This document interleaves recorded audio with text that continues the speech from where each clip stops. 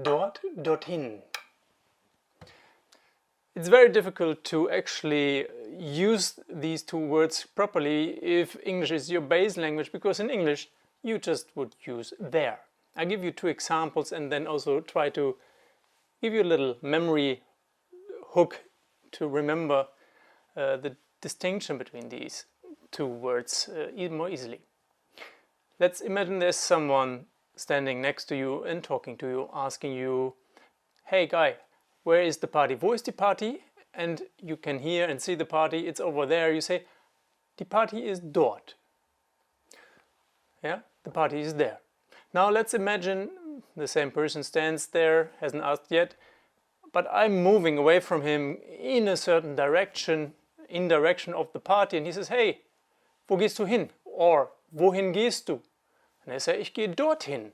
I go over there or to there. And you see, hopefully, the relation. If the question is wo, and wo always means a fixed location on a map, that is an X, yeah? Wakanda forever. So then you have to use the answer dort, if dort is your answer.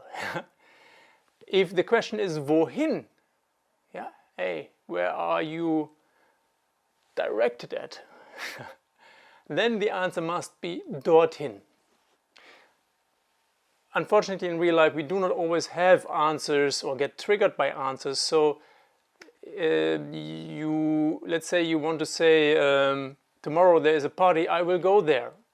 Morgen Abend gibt es eine Party. Ich gehe dorthin. Because going implies that there is a direction. Yeah? If you had to illustrate going in a comic, you would illustrate this with arrows or with little lines indicating some whoosh. And whenever these lines pop up in your inner imagination, well, imagination is most likely always inner, then you have to add the hin. Wohin, dorthin. Wo, dort. Keep that in mind.